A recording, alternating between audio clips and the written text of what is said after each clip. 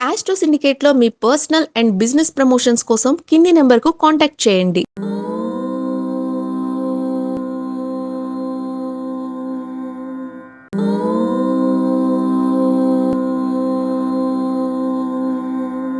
ఓం వ్యాసాయ విష్ణు రూపాయ వ్యాస రూపాయ విష్ణవే నమో వై బ్రహ్మ నిదయే వాసిష్ఠాయ నమో నమః. అందరికీ నమస్కారం.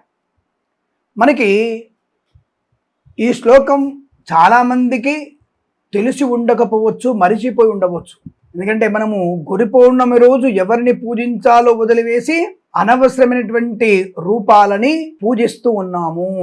సాక్షాత్తుగా విష్ణు రూపంతో ఉన్నటువంటి వారే వ్యాస మహర్షి. వేదాలని తన యొక్క 4 భాగాలుగా విభజించి మనకు అందించినటువంటి వ్యక్తి. అలాగే మహావిష్ణువే వ్యాసుడు రూపంలో అవతరించినటువంటి శుభమైనటువంటి రోజు వ్యాస పౌర్ణమి.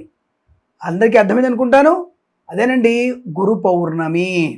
ఈ గురు పౌర్ణమి రోజున మనము ఎవరిని పూజించాలి, బ్రహ్మజ్ఞానాన్ని పొందడానికి ఎవరిని మనము వారి యొక్క విధానాన్ని మనం పరిపాటించాలి, వారి విధానాన్ని మనం ఫాలో అవ్వాలి అనే విషయాన్ని తెలుసుకోవాలి.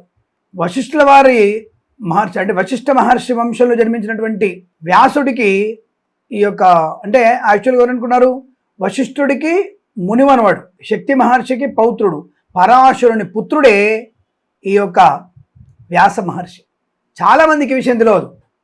వశిష్ఠుల వారికి మునిమనవడు, శక్తికి అంటే శక్తి అనేటువంటి ఋషికి మనవడు, అలాగే పరాశరుని కుమారుడు వ్యాస మహర్షి. ఈ వ్యాసుడే వేదాలని అలాగే మన పురాణాలని అందినటువంటి మహా విష్ణు స్వరూపం ఉన్నటువంటి వ్యక్తి. కాబట్టి మనం ఈరోజు మొత్తం కూడా వ్యాసవాణి ఎలా ఉంటుందంటే, వ్యాసం వశిష్ఠ నప్తారం శక్తే పౌత్రమకల్మషం పరాశరాత్మజం వందే శుకతాతం తపోనిధిం. ఎక్కడుంది? విష్ణు సహస్రనామాల్లో ఉంది. ఎవరి దగ్గరికి వెళ్ళి చదువుతున్నాం? ఎవరో ఒకళ్ళ దగ్గరికి వెళ్ళి ఏదో ఒక ఇష్టమైన గుడికి వెళ్ళి ఆ గుళ్ళో కూర్చొని చదువుతున్నాం మనం. కానీ చేయాల్సిన పూజ ఎవరికి? వ్యాస మహర్షికి. మరి ఆ వ్యాస మహర్షి ఎటువంటి వాడు? చతుర్బ్రహ్మతో సమానమైన వాడు.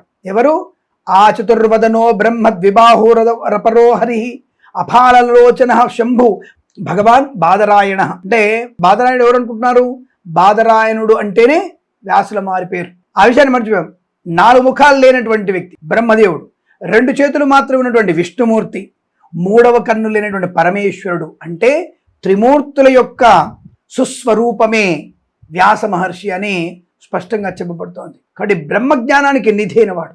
నీకు మంచి విద్య కావాలన్నా, మంచి జ్ఞానం కావాలన్నా, కొత్త కొత్త ప్రయోగాలు చేయాలనుకున్నా, కొత్త కొత్త విషయాలను తెలుసుకోవాలనుకున్నా, గతంలో జరిగినటువంటి సంఘటనల్ని కొన్ని వందల వేల లక్షల సంవత్సరాల పూర్వం ఉన్న విషయాన్ని చరిత్రగా తెలుసుకోవాలనుకున్నా, ఇవన్నిటినీ ఉత్సుకతగా తెలుసుకున్నటువంటి ప్రతి వ్యక్తి పూజించవలసినటువంటి శుభమైన సుదినం ఆషాఢ పౌర్ణమి. దాని పేరు గురు పౌర్ణమి. ఆ రోజు మనం పూజించాల్సిన ఎవరిని?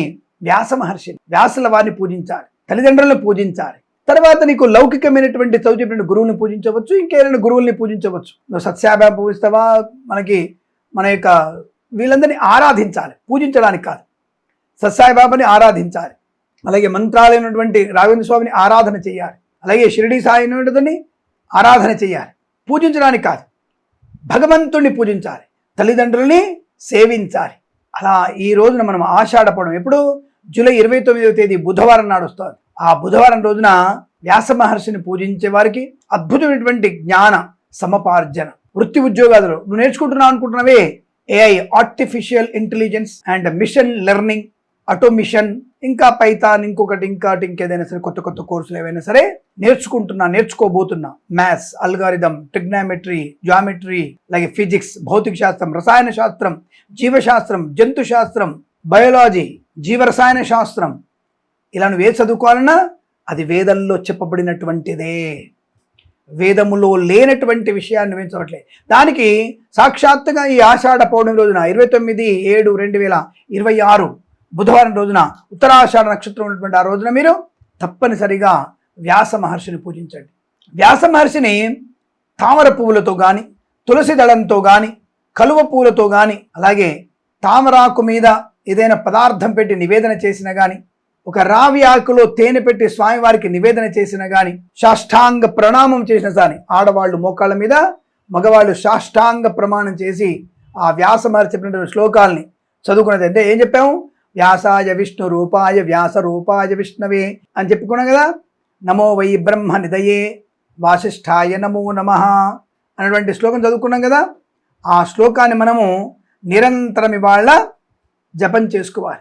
4 ముఖాలని లేవు, ఒకటే ముఖం ఉన్నటువంటి వాడు. 4 చేతులు లేవు, 2 చేతులు కలిగినటువంటి వాడు.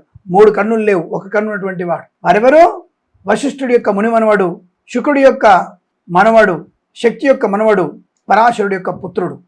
అటువంటి వ్యాస మహర్షికి నేను నమస్కరిస్తానని చెప్పేసి ఆ రోజు మొత్తం కూడా వ్యాస పౌర్ణమిగా స్వామివారిని చేస్తే ఎవరికైనా వేద విద్యార్థులకి వేదం పుస్తకాలని కానుకగా ఇవ్వండి. అలాగే వేద పాఠిస్తున్నటువంటి బ్రహ్మచారులకి తులసిమాల, ఆసనము, అది కొమ్ము చెంబు, యజ్ఞోపవీతము వారి కానుకగా ఇవ్వండి. అద్భుతమైన ఆనందం. వేద పాఠశాలలో వారికి భోజనానికి కావాల్సిన పదార్థాలు ఏర్పాటు చేయండి. అది మీరు వ్యాస పౌర్ణమికి చేసేటువంటి ముఖ్యమైనటువంటి పని.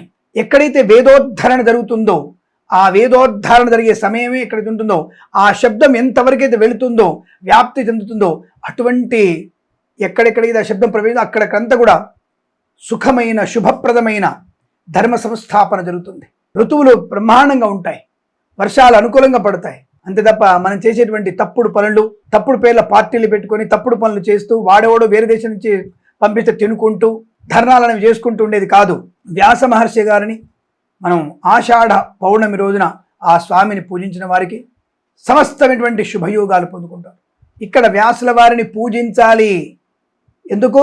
సాక్షాత్తుగా ఆయన త్రిమూర్తుల స్వరూపము కాబట్టి ఆయన్ని పూజించాలి, అభిషేకించాలి, అర్చన చెయ్యాలి. శ్రీసూక్తంతో, పురుసూక్తంతో, రుద్రనామాలతో, రుద్రనమకచముకాలతో ఆయన అభిషేకం చెయ్యాలి. అలాగే బ్రహ్మగారి అష్టోత్తరం చదవాలి, ధూపదీప నైవేద్యాలు ధరిపించాలి. అలా చేసిన వారికి తప్పకుండా ఈ ఒక్కరోజు ఒక్క పని ఎవరికైనా బీద విద్యార్థులకి ఒక పుస్తకం కానీ, పలక కానీ, బ్యాగ్ కానీ, వాళ్ళకి స్కూల్ యూనిఫారం కానీ కొనిచ్చిన వారికి అద్భుతమైన ఆనందయోగం కలుగుతుంది. సరస్వతి దానం మహాదానం, జ్ఞానదానం మహాదానం. ఒకరిని బిచ్చగాళ్ళుగా చేయడానికి పనికొచ్చేవి అడ్డమైన పనులు చేసి పార్టీలు పెట్టి గొడవలు పెట్టి మేము తప్పుదో పడుతున్నాం అని చెప్పేసి ఏదో స్ట్రైకులు చేసేవాళ్ళు కాదు. ఒకళ్ళకి జ్ఞానం ఇవ్వడమే ప్రయోజనాన్ని కలిగిస్తుంది. ఒకరికి మంచి జ్ఞానాన్ని కలిగించడమే, మంచి విద్వత్తుని కలిగించడమే మనకి దేశానికి ఉన్నతి కలిగిస్తుంది. అటువంటి మంచి పనులు చేయండి. దేశం యొక్క ఉన్నతికి, దేశం యొక్క ప్రయోజనాలకి పాటుపడే ప్రయత్నం చేయండి. అలా ఈ రోజున మీరు తప్పకుండా ఒక్కొక్కళ్ళు 10 మందికి విద్యార్థులకి, బీదవారికి బాక్సులు కానీ, పుస్తకాలు కానీ, షూస్ కానీ, డ్రెస్సులు కానీ ఇప్పించండి. మీకు ఖతార్ నుంచో, ఢిల్లీ నుంచో, బొంబాయి నుంచో ఎవరెవరికో పంపిస్తున్నారు కదా, అవేమో అజ్ఞాతంగా పంపించండి. మీరందరూ కూడా ఇక్కడికి పంపించండి. ఇలా గవర్నమెంట్ స్కూల్స్కి పంపించండి. అప్పుడు గవర్నమెంట్ స్కూల్ పిల్లలు అద్భుతంగా చదువుకొని గొప్ప ఐఏఎస్, ఐపీఎస్ తయారై దేశానికి ఉపయోగపడతారు, దేశ ప్రయోజనానికి ఉపయోగపడతారు, దేశ నాశనానికి కాదు. ఈ విషయాన్ని గమనించండి. ఆషాఢ పౌర్ణమి రోజున మీ తల్లిదండ్రులను పూజించి వ్యాసుల వారిని పూజించాలని మనస్ఫూర్తి కోరుకుంటూ కృష్ణం వందే జగద్గురుం. సర్వే జనా సుఖినో భవంతు. ప్రేమతో మీ కిరణ్ శర్మ.